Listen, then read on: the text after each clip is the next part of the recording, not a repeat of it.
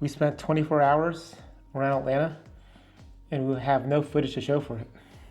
But we did find some unicorns. Yeah, we did. Yeah, we did.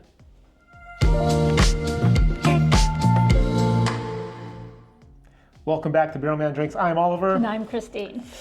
Yeah, you heard that right. Christine and I, we flew to Atlanta over the weekend. Just a quick trip, early morning flight out of DC. Landed early in Atlanta, and for some reason we don't have a lot of footage. Except for that one you've probably seen, that Nitro to Go. That was the only place that allowed us to record. Everyone else politely asked us not to record. And you know, at the end of the day, I respect people's wishes. People either camera shy, proprietary information, hiding trade secrets, or just not wanting your store to be recorded. And I get it, right? So I respectfully always turn off my cameras and I just put things away just to respect those requests. But I gotta tell you, like, I mean, we try to travel, we try to visit places, and at the end of the day, we gotta record stuff. We're content creators now, right? Or at least want to be content creators. So, you know, I have to really admit, I was frustrated. I mean, I kind of felt like this, you know?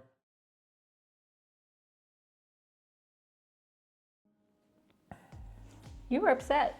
Yeah, I was. But then again, Well, you know. You weren't upset, you were just... Disappointed. Yeah. Disappointed. So, at the end, we took some pictures. We have a little bit of footage here and there, but we're gonna take a different approach with today's video because we don't have a lot of footage. We're pretty much gonna just go over the places we went to, where talk through it, hunted, a couple places we ate, and then the haul. I think that's the most important part. That's what everyone's here for, is the haul. So, yeah, let's get at it, okay? All right, before we start, please like and subscribe and turn on notifications. So after landing, getting situated, basically checking into the hotel, we stayed by the airport. We basically started our drive down to 13th Colony Distillery in Americus, Georgia. We drove. We had to drive from the airport down here. It's about 2.5 hours away. And drove. It was a nice scenic drive. Luckily for us, there was no floods for us to encounter. We actually confirmed with the distillery that they were open on Saturday, but we're actually flying out. Because I was okay canceling the flight and travel just because I was worried that they might be, you know, impacted by the storm. But luckily they weren't, and all the roads we took that day were not as well. So when we finally pulled up, we were pretty excited, right? The map was showing us around the corner. We'd finally gotten to the distillery. You pull up and you knew which building it was because you had that black fungus on the building, right? We knew exactly where it was. So that just made things a little bit more exciting for us. So we get out, we're able to kind of record outside, but as soon as we got inside, basically we were asked to turn off the cameras again, respectfully, and so we did so. So the tour started with some cocktails, which is pretty cool, using their distilled spirits as the base for each cocktail. Megan led us through this cocktail tasting. I think she came up with the recipes, which is pretty good, right? And so the first thing she provided us was this Southern Sunrise. It was their Southern vodka, some pineapple juice, orange juice, and cranberry juice. It tastes pretty good, right? I liked it. I liked it. Very refreshing, not overly sweet. I couldn't finish it because lightweight cheap date, and I wanted to be able to take in the tour without... She wanted to be able to walk without being carried around. It's okay. And the next thing was actually a pretty good drink. It was their Almost Mimosa, which was their Southern gin, ginger ale, and orange juice. And actually did taste like mimosa. It was good. Right? It was good. I don't know if it was their gin. I typically don't like gin, but their gin is delicious. It's a good gin, I have to be honest. Yeah. And I don't like gin either. And that is probably the best gin that I've had. Yeah. And so really good. And that Almost Mimosa was pretty good because that ginger ale added a little spice to it. Yeah. I thought. And then with the orange juice, kind of made it feel like a mimosa. And then the last cocktail we had was their fruit punch. And they just call it the fruit punch. And I think it was a fruit punch mix. Kool-Aid? Is it Kool-Aid? I don't know if they're allowed to say Kool-Aid because it's, fruit it was fruit punch mix. I don't know, they didn't confirm, but it was kind of a fruit punch mix with cranberry juice and their 13th Colony white whiskey. I think they also call it their clear, but it's really their white dog. So it's their clear, unaged, or maybe, no, they did say it was aged for a day. They put it into a barrel for a day, because technically it is white whiskey. And so in order for it to be called a whiskey, it has to be aged for at least a day. So that's what they did. And then after the cocktails, we started the tour with Chris. So again, as we mentioned earlier, they asked us not to record the backside of the house, but we took still pictures of their cooker, I think. Right? I don't know. I think it's their cooker. I don't know. You guys that know better than us that actually distill, let us know what we say right or wrong. But yeah, they let us look inside of it, stepped inside. You could see they actually had a cleaning agent in it. I guess it was in between batches. Here's a picture of the actual fermentation process happening inside the fermenting tanks. So you can see they're small tanks, not like the ones you see in Kentucky, which are huge vats that are almost like mini swimming pools. These are kind of like hot tubs. So that was that. This is cool. They had a giant whisk to kind of stir things up. Yeah. Right? Well, isn't the guy their master distiller? He's a chef. Yeah, he's a chef, so he's got a whisk. This next one is, I don't know what this next one is. Oh, this is a filtering system. This next one is a filtering system that takes their spirits and runs it through what you see as the skinny columns. Those are filled with charcoal, and it runs it through that to filter it of impurities and other things. And I think this was specifically for their clear spirits, right? GC mentioned like the vodka runs through this and the gin runs through this. The one with the two? Yeah, with the two little pipes there. So that's what's there. And this is just another view. No, these are something else. I don't know what these are. Sorry, we didn't take notes. But I hope you enjoy the photos at least. If you know what it is, let us know. Thank you. And this is their still. This is their hybrid pot still. I believe it's like either 250 or 300 gallons. And as you can see that it has kind of this pot still in the bottom with a column on top. It has the ports in there so you can adjust temperature and everything else. So it kind of operates like a column and a pot still at the same time. Yeah.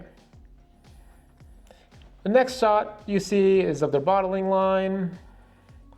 Couple angles. One is to clean the bottles. I think this basically blows the air inside the bottles, is what he said, right? And then this one, I think, fills the bottles. Yeah.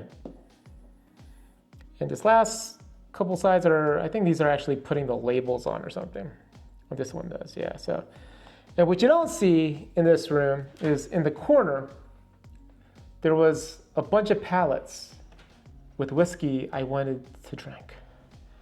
They had double oak that I guess were not going to get released. My understanding is Chris said that they just didn't produce enough, or they were not on the same profile, but they were all double oak. I don't understand. They were not going to release them. Maybe keep them for the distillery. And then there was some cast strength ryes, because you can tell from that blue label around the bottle. And I wanted to take a picture, but respectfully I did not. But those were there.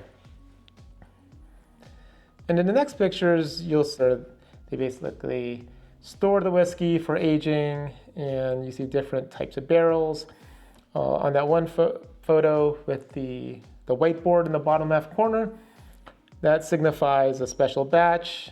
I think 16 barrels, and these are going to be a new product line, is my understanding. Bottles at 113 proof. So in between their standard bourbon line and their cask strength, they want something in between. And so my understanding is this is what those will be. Those are planned for release around 2025. So you heard it here first. Maybe not. You probably heard from somebody else. So but I'm gonna try to take some credit. But yeah, and so there's and after that we basically went off inside back into the tasting room, and we had our tasting. So on our flight, we actually tried 3 different spirits. One was a Southern bourbon, the other was a Southern rye, and the last one was the barrel-aged gin, which was pretty tasty. And they were all pretty good, right? But during that tasting, and as you guys know, as you can see, we have this cask strength bourbon, and this thing is delicious. It's delicious. And I said, for some reason, their regular expression doesn't even match or come close to this. Like this is like liquid gold, right? It's yummy. It's delicious. It's yummy. It's yummy goodness. Yummy goodness. And so, there's controversy. You probably know the controversy. I just talk about it really quick about them doing things maybe or whatever. I jokingly said this in the tasting room. I'm like, I think you guys had kidnapped Winnie the Pooh and basically are feeding him honey and making him go in your bottles, and that's what you're selling. Basically reprocessed honey through Winnie the Pooh. And is that why he wears that little red half shirt? Yeah, and no pants. And because the ease. I guess ease of but then modeling. So I walked around, and I kind of got lost looking for a restroom, and then I caught it. I caught Winnie the Pooh in the back warehouse. I'm kidding. No, seriously. It's good stuff. I don't know what the controversy is about. It's about sourcing. It's about lack of transparency. These guys are completely, on the up and up. I talked to Chris. He talked about how much paperwork he has to do. I don't think anyone would risk jail time or whatever just to line a label. And, for me, transparency, a lot of companies don't open up the kimono for several reasons. I know that a lot of companies I've worked for, you don't give everything out. You don't give your strategy out. You kind of just produce a good product. I should be pretty happy. And I think, I think some people just want to hear somebody confess. I don't know. Is it because it's in Georgia and the heat and humidity doing something? Well, that's what they say creates these really amazing bourbons is the climate, and I can believe it, right? Similar to Winnie the Pooh? Similar to Winnie the Pooh. I mean, there's you heard about the expensive cup of coffee. No, explain to us the expensive cup of coffee. No, this is real this time. Okay. Okay. So there is, in Indonesia, I don't know, they have coffee farms there in Indonesia, Malaysia, Southeast Asia somewhere. It could be the Philippines too, I don't know. But there's a coffee, I think it's Kopi Wala. I forgot what it's called the civet coffee. And basically there's an animal on the coffee farm called a civet cat. The cat, it's cute, it doesn't look like a cat. But the cat goes and eats the coffee cherries. It ingests and I guess it just sits in his stomach, and then the animal poops it out. This is real, and it looks like a payday bar. But the farmers come in, they clean it and everything, they process it, and apparently it's the smoothest tasting cup of coffee ever. Just because they said whatever's going on in its digestive system, I don't know, the enzymes or what have you, produces this smooth coffee. Could be the same thing with this. I mean, so you're saying that 13th Colony discovered that if you feed Winnie the Pooh honey, that he will urinate liquid gold. Yeah, if Winnie the Pooh was there, but the barrels and the heat and the humidity down there could be the same thing like this little civet cat making this delicious cup of joe. I know, this is delicious. Instead, it's making this delicious Glencairn of yummy goodness. Okay, so back to our originally scheduled program. So after the tasting, after more great conversation with the team over there, Christine and I were pretty much done. I decided to head out and grab some lunch because we didn't eat yet. We decided to get some lunch at a place called The Spot, where we had some dishes. It was really good. We enjoyed it. I had then I was searching while eating lunch where some local liquor stores might be. So the first place we hit up was a place called Jumping Johnny's. Just found it on the map. It was like 2 minutes away or something. Drove down, pulled up, and it's this like little liquor store. Unfortunately, I couldn't record in that store, but yeah, it had the smallest bourbon section. It's like 20 different bottles, maybe 50 different bottles max of bourbon, and nothing really that good. So of course you walk towards the counter, you look to see if there's anything behind the counter, and there was some, I guess, more allocated stuff. Nothing crazy. I thought I saw Elijah Craig Barrel Proof, maybe Kentucky Owl. No real heat there. The guy comes out, and a super nice owner, and basically, I ask, hey, do you have any 13th Colony? And the guy goes, yeah, I'll be right back. Runs into his office, shuffling around. Then he comes out. This guy, the 15th anniversary. And so I'm expecting him to basically say some crazy number. If you guys Google this, there's some crazy numbers out there, right? So basically he says some number, then he goes, yeah, but, and he knocks off like $50 and it becomes like low 300s, like 320 or something. And knowing that I've seen this online for $7, $1,000, I mean, I could probably show some websites that have it for that much. I was like, I'm gonna buy this. So of course I bought it. I'm sure it was a lot still. I'm not saying it's cheap, but for this being $200 from Sealbacks, I think at the time, an extra 100, 120, to me, I'm never gonna find this in the wild. And it was hiding in the back. I was shocked. It was not even sitting out with the rest of the allocateds to say, hey, I'll buy that. You had to ask for it to find it. So I felt lucky to get this, and yeah. So this was the first wine. This was the first find at Jumping Johnny's. And, I went to the car and I was kind of excited showing Grisane. So next, I find the next liquor store for my search during lunch, and it's a place called Americus Package.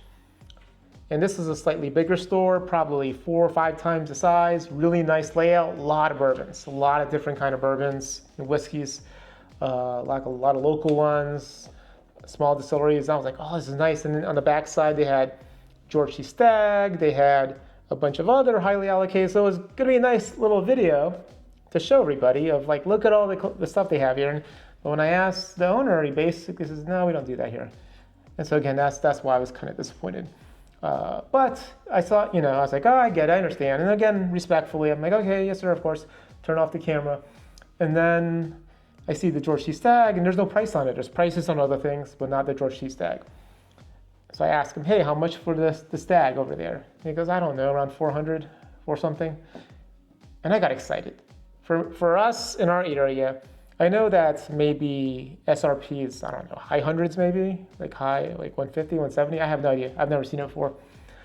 But in Maryland, if we win a lottery to buy that, it costs us about $400. So for me, that's in that range of something I'd pay for, around $400 for a George C. Stagg, because I don't have one. So I got excited. I went back to the car, dropped off the camera. I left my wallet. So I grabbed the wallet from Christine. She was napping she was sleeping in the car because she was so tired. We woke up like 3:30 in the morning or something. But anyway, so I go back in and I like, yeah, how much for the Stagg? And he looks it up. He goes, oh, I'm sorry, it's like over $1,000. So again, the disappointment mounts. But I ask him, other than the 13th Colony that you have out there, which is a normal bourbon and rye, I asked, do you have any of the cask strength or special ones? He goes, yeah, I'll be right back. Again, he goes back into some office, room, closet, whatever it is, behind the counter. And he comes out with a couple bottles of cask strength and a bottle of double oaked. And now I'm sitting there like, oh man, how much for that? Because I'm expecting a big number. And again, it is a big number. I'm not going to say it was cheap by any means, but cheaper than I could get it for. I can't even find this. And so it was like high threes, like 380, 390, I think. And again, so I've heard so much good stuff about this bottle, and I'm never going to get it again. To hunt this, I'd have to fly a bunch of places and try to find it. So you're spending money no matter what to get a bottle, because they don't sell this in Virginia, they don't sell it in Maryland, they don't sell it in Pennsylvania. I'd have to buy luck find it in Kentucky, but we all know all the whiskey in Kentucky is really expensive. So I just pulled the trigger. So I just spend the money to get this. You guys tell me. I mean, I feel like I'm okay, right? Because I would not find these elsewhere. But to get these two unicorns of 13th Colony, to me, it was kind of worth the purchase for that to be about, average $350 each. And then, so I walked back to Christine and I showed her what I got. And she knew I was excited. At that point, I didn't really want to go to any more stores there because I didn't want to find any more, honestly, because I didn't want to be tempted. Because literally either I'll find another one at the same price, or I'll find one for less and feel bad that I found one for less cost, I guess. So let's just get out of here because time-wise. Like, yay, we're done. We're done. Well, we're done. Not quite done. Not quite done. We had to drive. And drive. And drive. And drive. To Covington, Georgia from Americus, Georgia. And that was about a 2.5-hour drive, but I was warned about not speeding, especially in the back roads.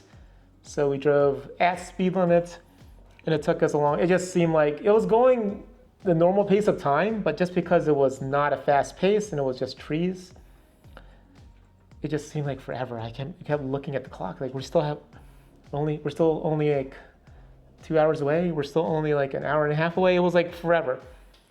But we finally got there. And you guys, if you haven't seen the video, check out the video. That's an amazing store. They have planes, drams, and automobiles. Oh my. And they had two turntables. No, they didn't. What was it? That was a boom box. It looked like two turntables. Okay. So check that video out. It's a really cool store. The guys that work there are really nice. They have some decent stuff. Some were slightly pricey, some were okay, right? And I think some people commented that, hey, not too bad prices. So I think a few of the people that watched it are going to head over there this week and check it out. They also had that, that Brothers Bond bourbon. And they had the display, and it was signed by that actor that used to, see, I don't watch it. Vampire Diaries. Apparently, I guess Vampire Diaries is filmed somewhere near Covington, Georgia. Yeah. So you guys, Brothers Bond, it's probably a brand you've seen. I know that it's in Kentucky. I've seen it in Kentucky. But yeah, it was started by, I guess, two of the actors from Vampire Diaries. I guess they're brothers there on the show. On the show, they're brothers. Yeah. So they decided to create this bourbon, I guess. The thing is that we didn't realize until we got there is Vampire Diaries was actually filmed in Covington, in some square. So we don't watch it. We were like, oh, we don't know what that is. We were like, is that the sparkly? Are those the sparkly ones? I don't think it's the sparkly ones. We drove around the square. There were a bunch of people there. You could tell it's a touristy place, and we drove out, and then we went to dinner essentially. But yeah, that's what they're known for, and that's what they said people visit Covington for, is to see that and to see Nitro To Go beverages. But yeah, so after that we basically went to dinner, had some sushi, had some. Wait, didn't you get something there? Oh, I did. Sorry. Oh. Before leaving Nitro To Go, we actually did buy a couple bottles. If you watch that video, you'll see. Oh, and I actually forgot. I'll have to add this one in. This one. So we got 2 cask strengths. Because it's yummy goodness. Yeah. So we got those 2 because we're running low here, as you can see. We're doing some damage to this bottle, and I wanted to make sure we had more. And I totally forgot at the distillery we actually did buy a bottle. It was just a regular rye, but it was signed by their master distiller, Graham. So we have that bottle. Yeah. it's decent, right? It's not the best bottle, but it's a decent bottle. I wish they would have given me like a double oak that was signed, but they said they couldn't do that. And I said, you have some bottles back there I saw, and they didn't. Just scribble on it. Yeah, what's gonna be. But that's our haul, our unicorn haul from Georgia, around Atlanta. To me, these were unicorns. These are things I read about. I've read that these will compete against George T. Stagg and other BTACs like William LaRue Weller. I don't know. We'll find out once we start tasting them. For those of you out there that don't know, there's a lottery for the double oaked that you can get onto on 13th Colony. We hope we win, but that's going to cost us a flight and a rental car. So that's why I thought it was okay to pay extra for these, because We're probably not going to win. it would cost me money to get these. So that's why that's how I justified it, honestly. I said it would cost me money to get these bottles if I won anyway, because you have to pick it up from the distillery, and we can't pick it up locally, and we're not going to be anywhere else when these drop, likely. So anyway, tell us what you think. Do you have any of these bottles? Do you think that I did okay buying these? I know some people will, some people won't, but it's fine. But we'll definitely do a review and tastings of the ones we haven't tried yet, and hope that you guys, come back to watch that. So that wraps up our 13th Colony unicorn hunt and tour of the distillery. 24 hours in Georgia. 24 hours in Georgia. Well, guys, we appreciate you as always. Like and subscribe. Hit those notifications. You guys take care. Cheers.